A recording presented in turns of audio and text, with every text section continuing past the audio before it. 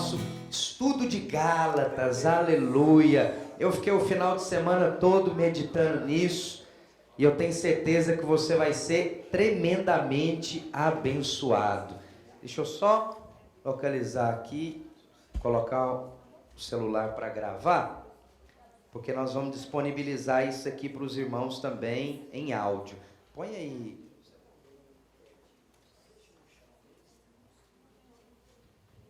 Aleluia. Aí eu quero recomendar para os irmãos, todo esse estudo está baseado nesse livro, tá? Que nós até divulgamos aí. O valor normal dele é R$ 59,90. Nós estamos vendendo por R$50. Ele tem ali atrás. Se você quiser e puder, já agora, ir ali ao fundo e adquirir, seria bom para você já acompanhar. Nós vamos fazer por esse livro aqui, Gálatas, Libertos da Lei, Cativos pela Graça. Então, se você puder, está o Felipe lá atrás, com os livros na bancada, você pode adquirir, lá passa cartão, pode pagar da maneira que você achar melhor. E para você ter uma leitura complementar, eu queria te indicar esse, que é em formato devocional, que custa R$30, nós vamos fazer por 30, 21 dias fora da lei, desfrutando da abundante graça. Fala para o seu irmão assim, eu quero te convidar, fala para ele, vira para ele e fala, eu quero te convidar para viver pelo menos 21 dias fora da lei. Estranho, né? Parece que está chamando o sujeito para virar um criminoso, alguma coisa parecida com isso. Mas fala para ele agora, completa. Fala fora da lei e dentro da graça. Oh, aleluia, glória a Deus, aleluia. Bom, abra sua Bíblia aí então em Gálatas, capítulo 1. Vamos começar do princípio das coisas. Gálatas, capítulo 1. Nós temos aqui os PowerPoints também. Vai estar disponível no site a partir de amanhã para você baixar. O site é videirabh.com.br. Mas se também você quiser receber no seu e-mail, no final você pode deixar o seu e-mail ali com o Felipe e nós vamos enviar esses PowerPoints para os irmãos. Eu vou só dar uma introdução pequena aqui e depois nós vamos passar já direto para o PowerPoint. Se você tiver aí sem Bíblia, você pode acompanhar aqui também na projeção. Gálatas capítulo 1 e verso 1. Diz assim a palavra do Senhor. Paulo, apóstolo, não da parte dos homens, nem por intermédio de homem algum, mas sim por Jesus Cristo e por Deus Pai, que o ressuscitou dentre os mortos. O Lucas está aqui? Está reverberando um pouquinho aqui, se depois ele puder ajustar. E todos os irmãos que estão comigo, as igrejas da Galácia, graça a vós outros e paz da parte de Deus, nosso Pai, e do Senhor Jesus Cristo, o qual se deu a si mesmo por nossos pecados, para nos livrar do presente século mau, segundo a vontade de nosso Deus e Pai, a quem seja a glória para todos sempre. Amém. Verso 6, presta atenção. Estou admirado que tão depressa estejais desertando. Em outras versões fala, aí está falando passasseis. Em outras acho que fala mudando ou trocando para outro evangelho, além do que já vos pregamos. Aqui no verso 7, perverter, o evangelho de Cristo. Verso 8. Mas, presta atenção, ainda que nós mesmos, ou um anjo do céu, vos pregasse outro evangelho, além do que já vos pregamos, seja anátema. Como antes temos dito, assim agora novamente o digo, se alguém vos pregar outro evangelho, além do que já recebestes, seja anátema. Pois busco eu agora o favor dos homens ou o favor de Deus? Ou procuro agradar aos homens? se estivesse ainda agradando aos homens, não seria servo de Cristo. Aqui tem afirmações fortes de Paulo. Se você reparar, em todas as cartas do apóstolo Paulo, ele começa com uma apresentação. E ele começa com uma saudação à igreja. Ele começa com uma palavra de bênção a respeito daqueles irmãos. Como nos livros anteriores aí, de 1ª e 2ª Coríntios, ele começa dessa maneira. E olha que a igreja de Corinto era uma igreja complicada. Era uma igreja problemática. Para você ter uma ideia, os irmãos, eles iam para o culto, e aí ceiavam em toda reunião, mas eles iam para o culto não para adorar a Deus, eles iam para comer. Eles iam por causa da comida. E mais do que a comida, eles iam por causa do vinho. E bebia até ficar bêbado. Saía do culto tonto, trocando as pernas. Mal, ruim. A motivação não era adorar o Senhor. Mas essa igreja de Corinto, o Senhor, Paulo, fala: dou graças ao Senhor pela vida de cada um de vocês. E aí fala, porque tem gente aí santa, porque tem gente assim, tem gente assado. Pera lá, o sujeito ia para o culto para encher cara, ia para o culto para comer, ao invés de comer em casa, ia lá, né, como diz o outro, filaboia na reunião da igreja, ia lá beber até ficar tonto. Mas Paulo dá uma saudação e dá uma palavra de bênção para esses irmãos. Mas Gálatas, ele começa, de certa maneira, sendo duro. Ele não dá uma saudação, ele faz uma apresentação e não libera nenhuma palavra de bênção. Ele fala: muito me admira que vocês, tendo recebido o verdadeiro evangelho que eu fui comissionado a Deus para pregar para vocês, tão rapidamente estão passando para um outro evangelho. E fala: pois eu quero dizer para vocês que qualquer um que vai para um outro evangelho, ou alguém que ensina um evangelho diferente do que eu preguei, seja anátema. Sabe o que significa isso? Seja maldito, seja amaldiçoado. Em outras palavras, numa linguagem de hoje, se alguém aparecer aí para vocês e pregar um outro evangelho, que esse alguém vá para o inferno. E é no sentido literal da palavra, que ele literalmente seja condenado ao inferno, porque ele está ensinando algo que vai contra a palavra de Deus. Mas esse estudo vai trazer ao mesmo tempo uma grande libertação para você e um grande temor. Sabe por quê? Nós estamos vivendo nos dias dos Gálatas. Você vê outro evangelho sendo pregado nas igrejas. Por que Paulo agiu dessa maneira assim, dura com esses irmãos? Nós precisamos começar aí o nosso estudo falando sobre o que era a doença dos Gálatas, que era o quê? Misturar a lei com a graça. É porque é o seguinte, é como eu ministrei aqui para você na oferta. Por que os pastores, a grande maioria deles, não ensina a respeito da graça? Porque eles acham que se ensinar a respeito da graça, vai virar uma festa. E ninguém vai ter compromisso com nada, nem com ninguém.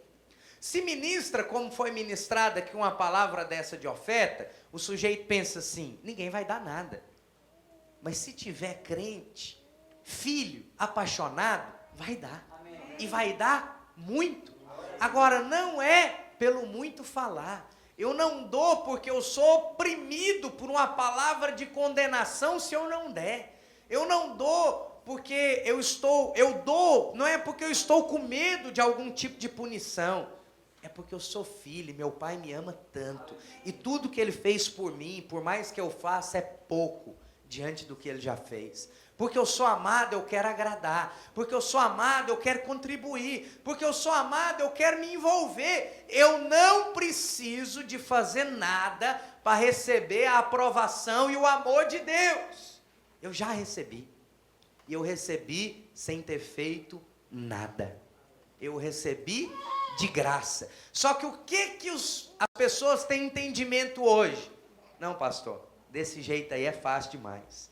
Desse jeito, o preço é muito barato. Não barato, uma coisa que é barata, você ainda pagou alguma coisa por ela. Eu estou falando para você de algo que é de graça. Você não precisa de pagar nada. Quem precisava de pagar já pagou. E foi dito, está consumado. Está consumado. Você está procurando fazer o quê? Você está procurando fazer alguma coisa para você ser salvo? Alguma coisa para você ser aprovado? Não! O que os Gálatas faziam? Aqui na sua Bíblia, ela é dividida em duas grandes partes. O Antigo e o Novo Testamento. Cada um deles é uma aliança. É a antiga aliança e a nova aliança. Na antiga aliança, você tem um Senhor que é Deus e nada mais. Ele é o seu Deus. Respeita, sirva e submeta ao seu Deus. Mas na nova aliança, você tem um Senhor que é o seu Deus, da mesma maneira, que é severo, que é justo. Mas você tem também um Pai. Você tem um Pai, porque agora você foi feito filho de Deus. Você foi incluído em Jesus. E toda punição e maldição que estava na primeira parte aqui, que tinha que vir, cair sobre o homem por causa do pecado, por causa da escolha de Adão, caiu sobre Jesus. E foi consumado. Isso é o quê? É um favor imerecido. Só que o que é o entendimento? O que era o entendimento dos irmãos lá da Galácia e o que é o entendimento de muitas igrejas hoje? Não pode ser só isso. Aí é fácil demais. Tem que ter a minha parte, tem que ter o meu esforço. Você nunca ouviu? Faça da tua parte que eu te ajudarei. Você já ouviu? Já ouviu esse versículo, Heresias 1:1? É, porque não está na Bíblia. Faça da tua parte que eu te ajudarei. Deus ajuda quem cedo madruga. Tem um monte de versículo aí no para-choque de caminhão. Mas não está na Bíblia. Está nos para-choques de caminhão, mas na Bíblia não está. O que eles faziam? Eles misturavam as duas alianças. Eles adotavam o evangelho de Cristo, em partes. Mas também tinha que ter um pouquinho de severidade da lei de Moisés, porque senão vira bagunça. Senão fica fácil demais. Agora, qual que é o problema? O problema é que um ensino errado vai produzir um comportamento errado. Agora, quando você tem um comportamento errado, mas um ensino correto, é questão de tempo. É pouco tempo para aquelas pessoas aprenderem. O que nós tínhamos em Corinto? Um comportamento errado, mas um ensino correto. Então Paulo sabia que aquela igreja estava caminhando. É como alguém que chega no nosso meio agora. E ele, às vezes, eu fico vendo os irmãos, nós somos muito rápidos em julgar, em condenar as pessoas. Mas você devia ser mais tolerante. Você devia agir mais próximo a Jesus e ao Espírito Santo. Então, fico vendo, às vezes chega uma pessoa nova no nosso meio, e talvez está com uma roupa que não é muito apropriada. E já fica todo mundo olhando, apontando a mão. Em algumas igrejas já vai alguém lá e conversa com aquela pessoa. E pede para trocar de roupa, para colocar algo. Vamos ser honestos, se fosse você voltava nessa igreja? Eu não voltava, nunca mais. Porque eu sou condenado o tempo inteiro lá fora. Eu passo nessa porta de gente que é crente, que fala que é filho de Deus, que ama as pessoas, que vai me acolher e me condenam do mesmo jeito, eu vou embora daqui. É um bando de hipócrita. Fala uma coisa, mas vive outra. Ou então, às vezes, na fala, expressões. A pessoa está se convertendo, de repente, acontece alguma coisa, e ele, nossa senhora! Fala, que é isso? Isso é crente. Mas peraí, a mente do cara está programada há 40 anos de qualquer coisa estranha, ele soltar um Nossa Senhora. Você acha que ele vai mudar isso de um dia para o outro? E qual que é o problema dele falar? Você não precisa ficar ensinando isso para ele. O Espírito Santo vai ensinar e vai convencer. Calma, pastor, mas já passou 1 ano, passou 2, ele está com essa e essa prática. Tem quantos anos que você é crente? Tem 15 anos que eu sou crente, eu tenho umas práticas que já precisava ter mudado também, até hoje não mudou. Mas não tem ninguém me condenando. Agora, o Espírito Santo, ontem compartilhávamos isso, estava compartilhando isso com o irmão, a respeito de coisas que as pessoas falam e falam para nós. E não adianta. E você só vai ganhando a antipatia da pessoa. Mas quando o Senhor fala com você uma única vez, está resolvido. Está resolvido. Eu me lembro de algo que eu gostava de fazer, que era de assistir filme de suspense. Praticamente terror. E aí gostava daquilo. Não sei porquê. Hoje é inconcebível para mim, mas eu gostava. Aí eu assistia, e eu gostava de passar susto mesmo. Eu gostava daqueles... Você assusta, dá um grito. Nossa, eu não devia ter visto esse negócio. Você fica tenso. Eu gostava de ficar tenso assistindo um filme. Olha a loucura. Você fica tenso o dia inteiro. Eu pagava, alugava o filme para me deixar tenso. Eu achava o máximo. Aí um monte de gente me condenava. Que isso? Você não é crente, não. Olha, é serra cortando o pescoço, é tiro na testa. Isso não é trem de crente. Mas sabe que eu assisti o negócio e assisti em paz? Eu ficava com aquilo, aí eu ia orar. Aí um dia, aí várias pessoas, assim, umas 2, 3 pessoas, falando comigo constantemente. Não adiantava nada. Um dia eu estava assistindo um filme e eu senti meio mal. Acabou aquele filme e eu fiquei num medo danado. Eu estava numa fazenda, eu não devia ter assistido esse negócio. Aí eu fui orar, falei, Senhor, tá um trem ruim assim dentro de mim, o que é? O que aconteceu? É para eu parar? Então, não devia ter visto, não é para eu ver mais. Aí o Senhor falou exatamente comigo dessa maneira. Falou, tá bom, né? Já chega. Já chega, esse tempo acho que já acabou para você. Nunca mais assisti nenhum. Não precisou de ninguém falar nada comigo. Enquanto falavam, não adiantava. Quando o Espírito Santo falou comigo uma vez, está resolvido. Agora, por que Paulo agiu aqui dessa maneira? Por causa disso, porque o ensino é a base.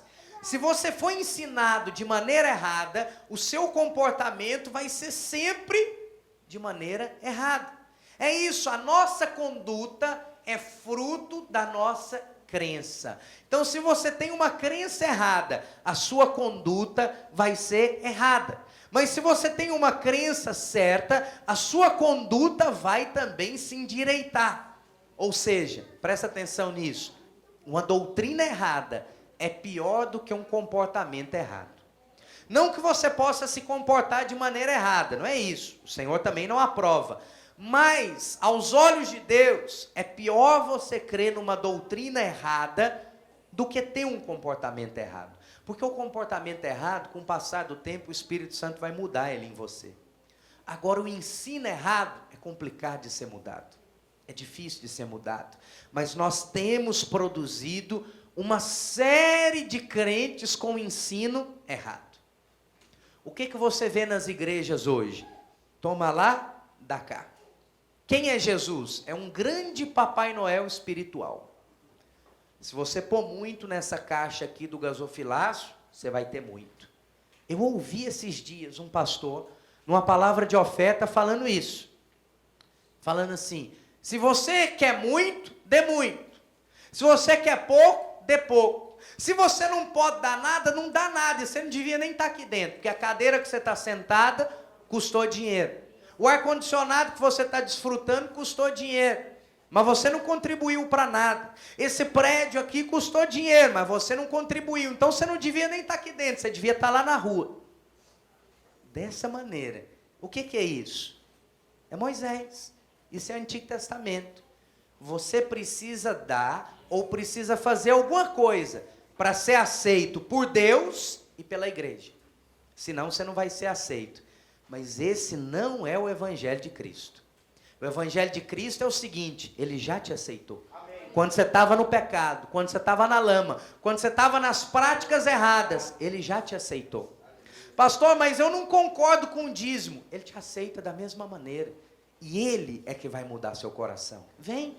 Você não quer ser dizimista? Pode ser membro da igreja. Pastor, eu sou jovem, eu não quero fazer a corte, eu quero namorar. Seja bem-vindo.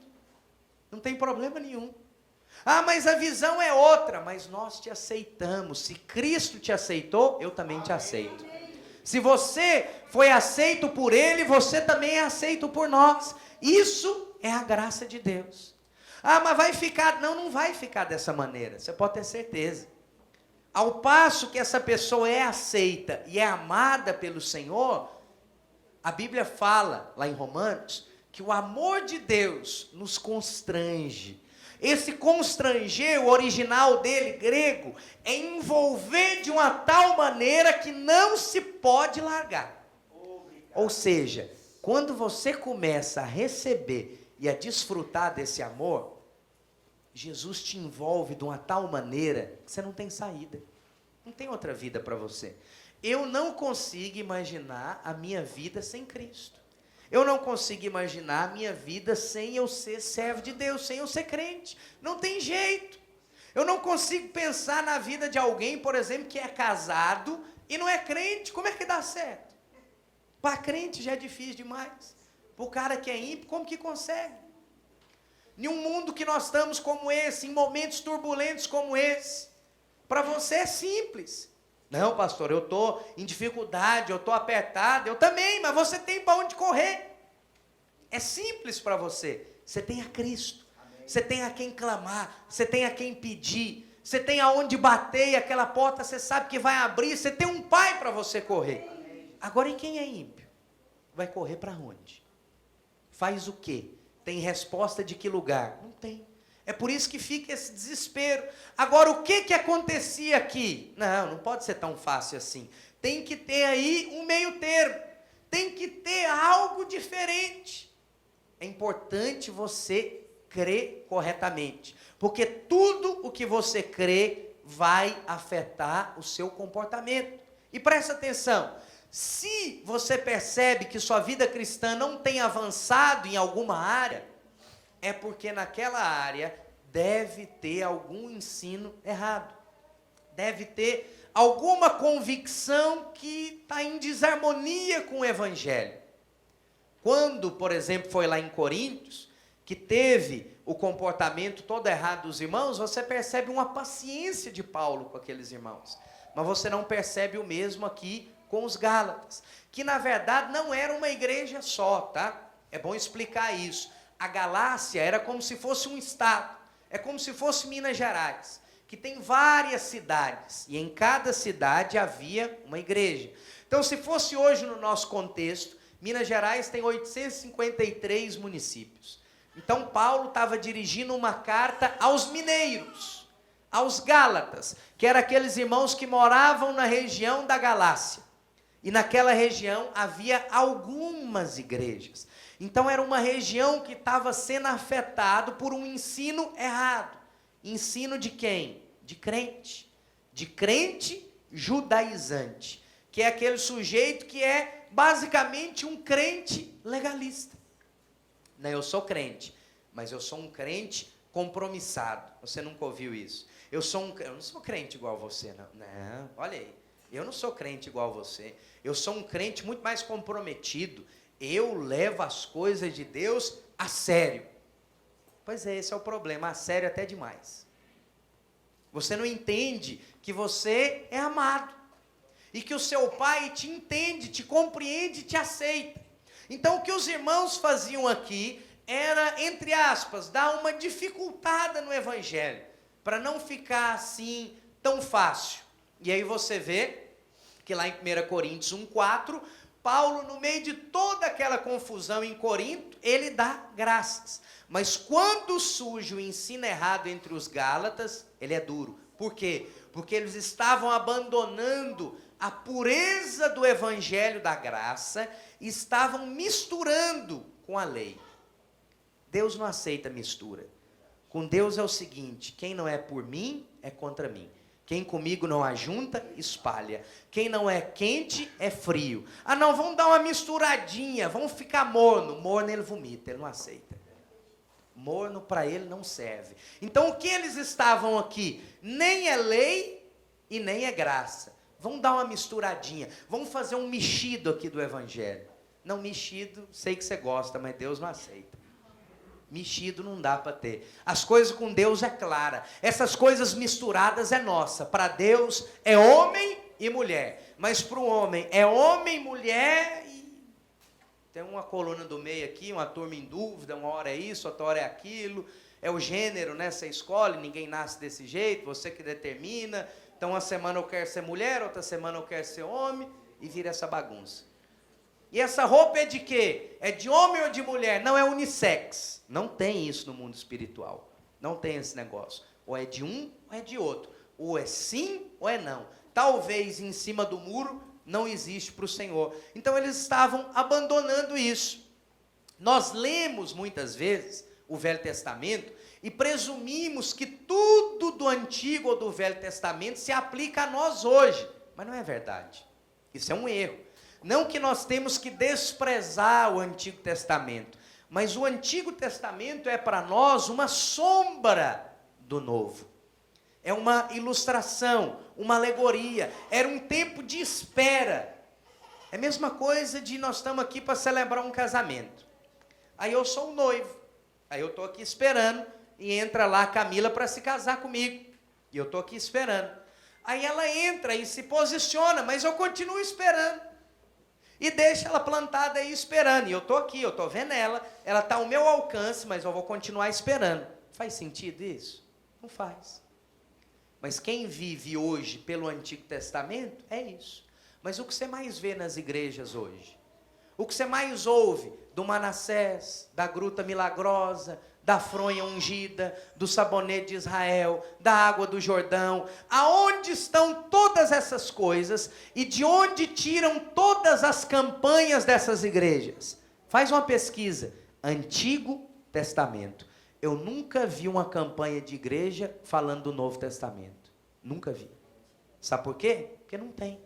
Não tem isso. Não tem um objeto que é consagrado, não tem algo que faça milagres, não tem. Podem apelar, por exemplo, lá para o lenço de Paulo. Mas aquilo foi uma questão prática. Peraí, eu estou ocupado aqui, não tem jeito de eu ir lá não. Leva esse lenço aqui e joga lá. Podia ser qualquer coisa. Não faz diferença nenhuma. É como hoje... Tem alguns irmãos que falam, vou orar pelo fulano de tal, que ele está doente. Ixi, mas eu não trouxe óleo de unção. E daí? E daí que você não trouxe óleo de unção? O óleo de unção está correndo dentro de você. A unção habita em você, com óleo ou sem óleo, filho, vai ser curado do mesmo jeito. Tudo bem, se tiver com óleo, talvez fortalece a fé do outro. Talvez ele ache melhor, ou fica pelo menos mais cheirosinho, se for um aroma bom. Mas não vai acrescentar nada. Não faz diferença nenhuma, porque é a vida de Deus em você, dentro de você. Então o Antigo Testamento é a sombra e Jesus é a luz. Se nós já estamos na luz, para que eu vou viver andando ou dependendo da sombra? Não vou.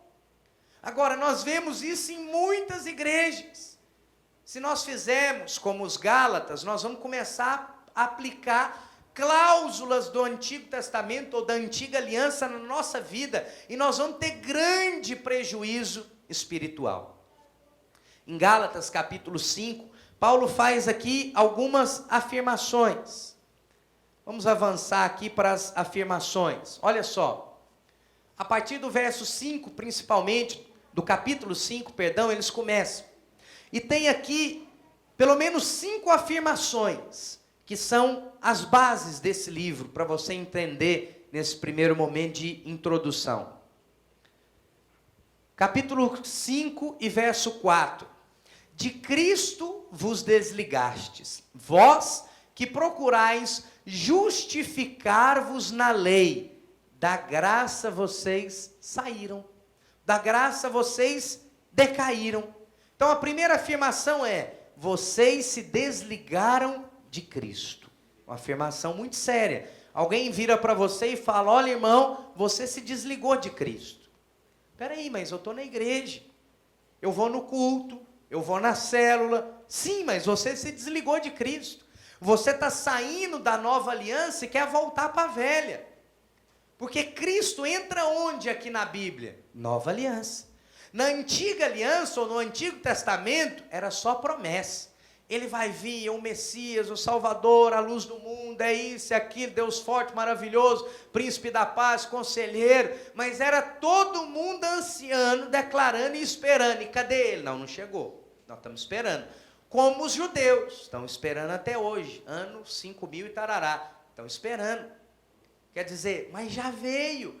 Se nós sabemos que já veio e nós já recebemos, como que nós vamos voltar a crença anterior ou as práticas anteriores. Não faz sentido. Na redenção, Deus fez com que Cristo fosse a nossa fonte de vida. Ele não veio simplesmente para te dar a vida. Ele é a vida. O que fala lá no Evangelho de João? Eu sou o caminho, a verdade e a vida. Ninguém vem ao Pai senão por mim. Não é pelas suas obras, não é por você ser um bom marido, uma boa mãe, uma boa esposa, que você vai conseguir alguma coisa. Ninguém vem ao Pai senão por mim. É só por meio dele. Ele não é só um caminho, mas ele é o caminho.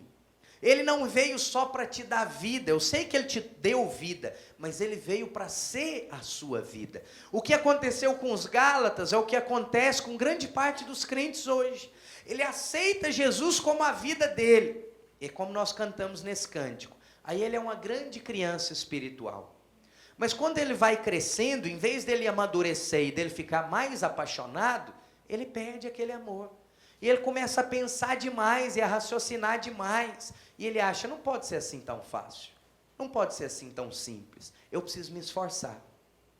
Deus fez a parte dele, mas eu preciso fazer a minha também. Eu preciso guardar aqui os mandamentos. Eu preciso cumprir isso, isso e aquilo. Olha, eu não estou falando, por exemplo, que você não precisa guardar os mandamentos. Mas quem consegue? Ninguém consegue. Então nem tenta. Desiste de tentar. Ah, mas aí você está dizendo que eu vou então viver no pecado? Não. Quando você entende que Deus te aceita da maneira como você abre o coração para relacionar com o seu Pai e Ele muda você. Porque nenhum homem foi capaz de cumprir a lei senão Jesus.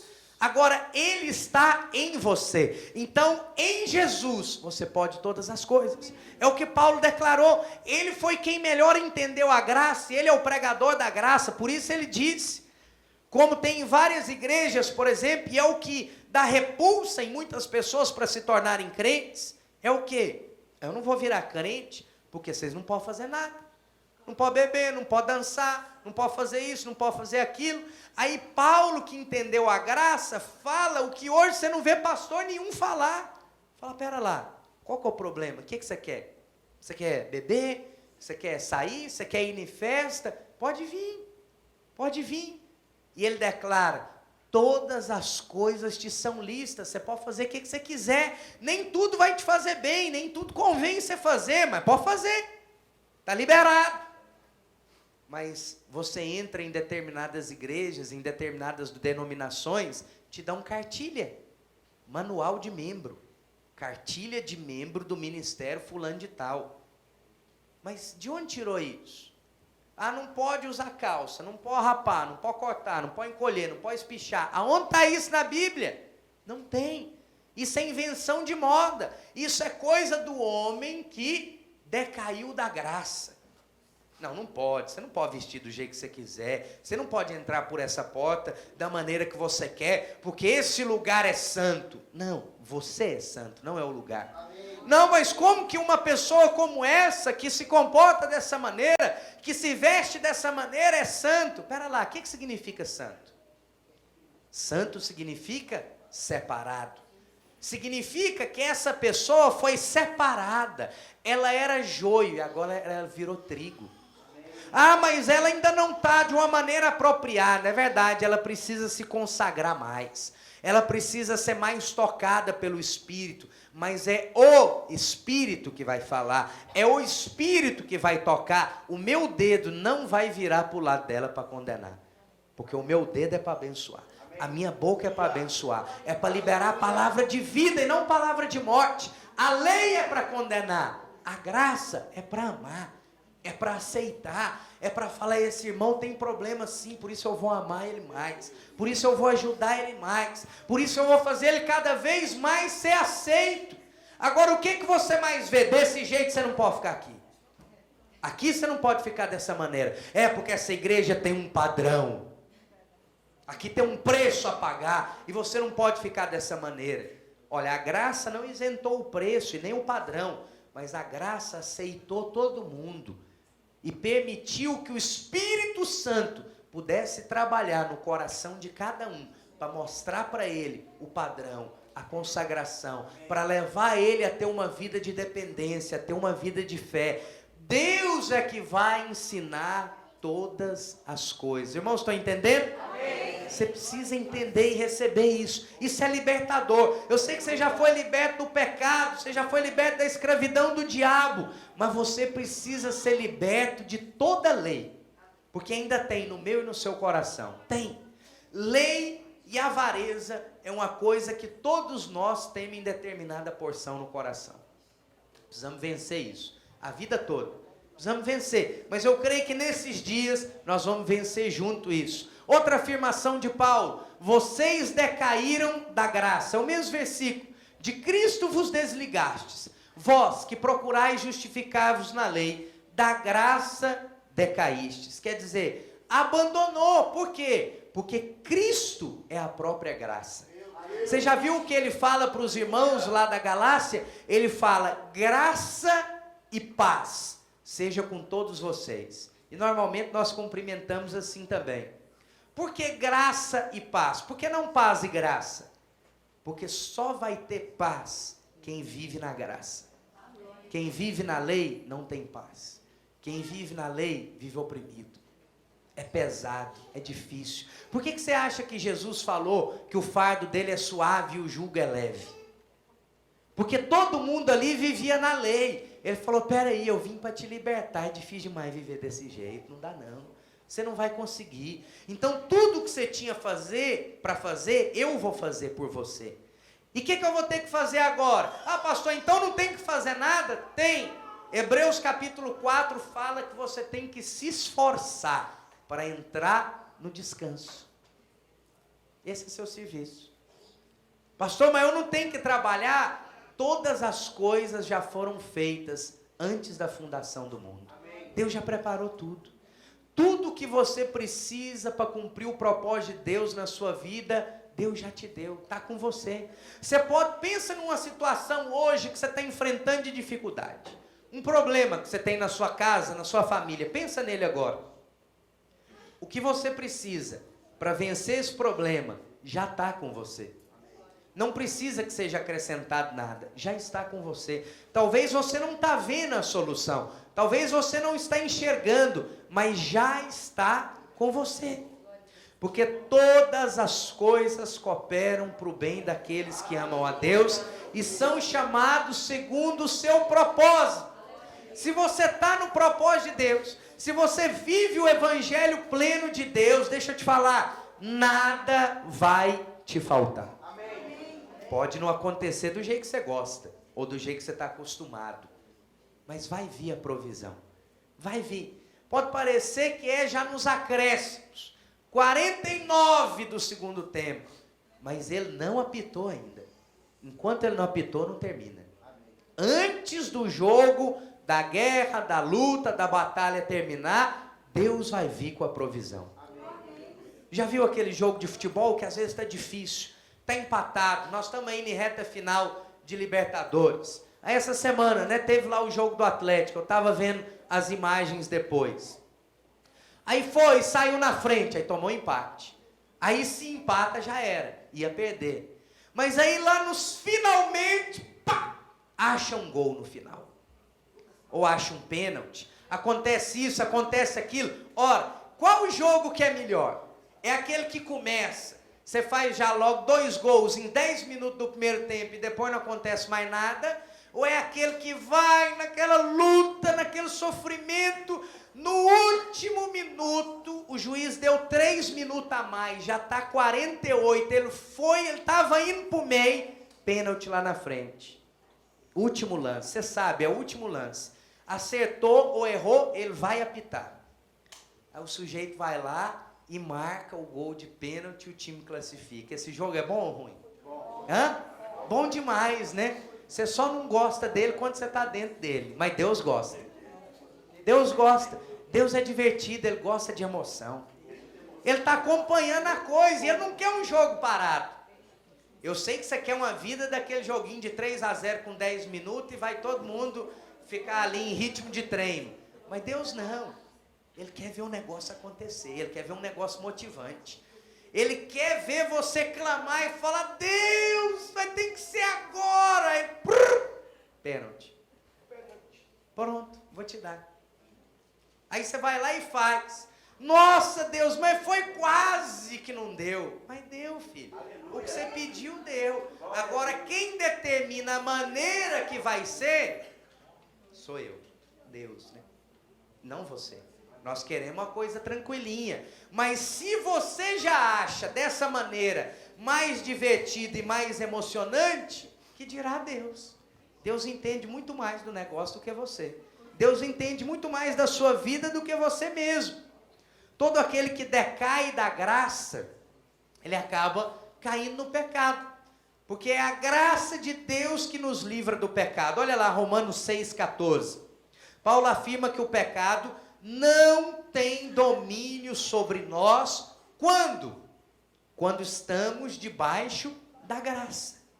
Quando você está debaixo da graça, o pecado não tem domínio sobre você.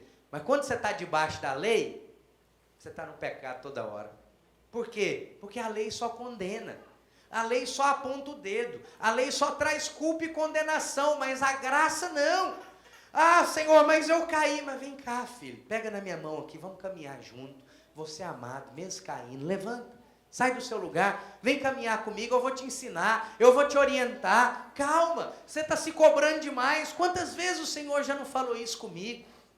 Falou, pera lá, quem está te condenando? Você está se condenando, você está se cobrando demais. Calma aí, não é assim não.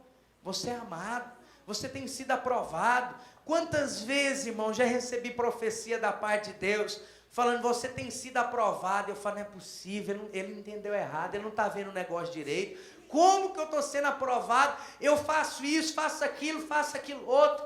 Mas aí Deus falando, eu me agrado de você. Sabe, eu olho para você e começo a sorrir, eu dou testemunho de você. Você é um filho amado, você tem sido aprovado. Eu falo, não tem cabimento. Então, para Deus, qualquer coisa serve. Mas é isso. Para Deus, serve do jeito que é e que está. Sabe por quê? Porque Ele olha para você e fala, peraí, conheço. Chama Jesus de Nazaré, está aprovado. Aleluia! Está aprovado. Não tem o que fazer, não tem o que mudar, não tem o que condenar. Está aprovado. Terceira afirmação de Paulo, para nós encerrarmos esse primeiro momento. Vocês tentaram se justificar pela lei. É aí, é o meio do versículo. Vós que procurais justificar-vos na lei. É isso. É fácil demais. Né? Paulo fala aí para os Gálatas que eles estavam tentando se justificar pelas obras da lei. Mas aceita essa verdade aqui no seu coração. Nenhum homem é capaz de guardar a lei. Por isso, ninguém pode ser salvo pelas boas obras. A nossa justiça é Cristo. Fala isso para o irmão que está do seu lado. Fala, sua justiça é Cristo. Toda vez que nós confiamos na nossa própria justiça, nós decaímos da graça. E sabe o que a Bíblia fala? Que a sua justiça própria é diante de Deus? Você pode dar sopão para os pobres. Você pode ofertar para todo mundo. Você pode falar, não pastor, eu não vou devolver o meu dízimo aqui. Eu vou devolver em instituições de caridade. Você pode fazer isso se você quiser. Mas você não vai ser melhor em nada diante de Deus. Porque você está fazendo coisas para se justificar diante de Deus. E a Bíblia fala que a minha e a sua justiça diante de Deus é trapo de imundícia. Sabe o que é trapo de imundícia? É absorvente feminino usado. É nojento, né? Nem mulher gosta de pegar naquele negócio. Fica com nojo. Peraí, você que estava usando o negócio. Mas fica com nojo. A minha e a sua justiça é um absorvente usado diante de Deus. Não serve para nada. Não tem aproveito. É uma coisa que dá uma certa repulsa nas pessoas. A lei é esse sinônimo de justiça própria. Na verdade, viver pela lei é tentar se justificar por méritos próprios. Outra coisa, outra afirmação de Paulo, eles praticavam a circuncisão. Então é o seguinte, você é salvo, ok? Você creu em Cristo, então você é salvo. Mas, se você não cumprir também a lei de Moisés e circuncidar, você não vai ser salvo, não. Não vai nessa de que só Cristo salva, não, porque é o seguinte, é Cristo e a circuncisão. Então o que é isso? É graça e lei também. Porque não pode ser facinho assim, crer com o coração e confessar com a boca, não dá não. Precisa de você fazer alguma coisa a mais. O pensamento dessas pessoas é uma coisa meio masoquista. É o seguinte, Jesus sofreu, você tem que sofrer também. Não pode ser assim tão fácil para você. Então você tem que sofrer. O que você vai fazer para, de certa maneira, se mutilar? A sua alma, o seu espírito, ou algum sacrifício no seu próprio corpo. Então essas igrejas estavam abandonando a graça de Cristo e voltando para observar coisas da lei. E Paulo teve o encargo de ensinar, de escrever essa epístola. Tinha falsos mestres dizendo que Paulo tinha um passado muito cruel, e por isso era muito duvidoso essa palavra dele. E outra, que ele não era apóstolo coisa nenhuma, porque ele não foi da turma dos 12, ele não tinha autoridade para ensinar a palavra, que na verdade ele era um impostor, um falsário, porque ele estava pregando algo que acabava com a lei, e que deixava tudo fácil demais, e agora algo que era exclusivo dos judeus, que tinham uma linhagem, que tinham uma educação extraordinária, que tinha uma moral e costumes elevados. Espera lá, agora está levando para todo mundo, agora virou festa. Não, não é dessa maneira não. Nem todo mundo pode ser aceito. Deus só quer um determinado grupo de pessoas. Era até Jesus entrar. Até o Senhor entrar e abrir para todo mundo, todo aquele que nele crê. E o próprio Jesus foi ensinado dessa maneira, com a mulher samaritana, com aquela que falou, eu não posso tirar da mesa para dar as migalhas, para dar para os cães. E a mulher ensinou para ele, pois os cães comem até das migalhas que caem da mesa. Eu estou aqui para pegar até a migalha que cai da mesa. Ele falou, isso aí é fé. Eu não encontro fé dessa no meio dos que são aqui de Israel.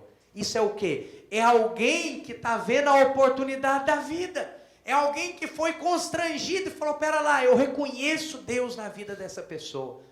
Eu reconheço e eu quero, me dá. Não é para você, mas me dá o que você puder, me dá o resto então. Que eu quero, mas eu quero alguma coisa. Eu quero esse alimento que você tem. E a última afirmação, por fim, Paulo afirma que os Gálatas estavam tentando se aperfeiçoar na carne. Gálatas capítulo 3 e verso 3. Pode ficar de pé no seu lugar, os irmãos do louvor podem vir até aqui.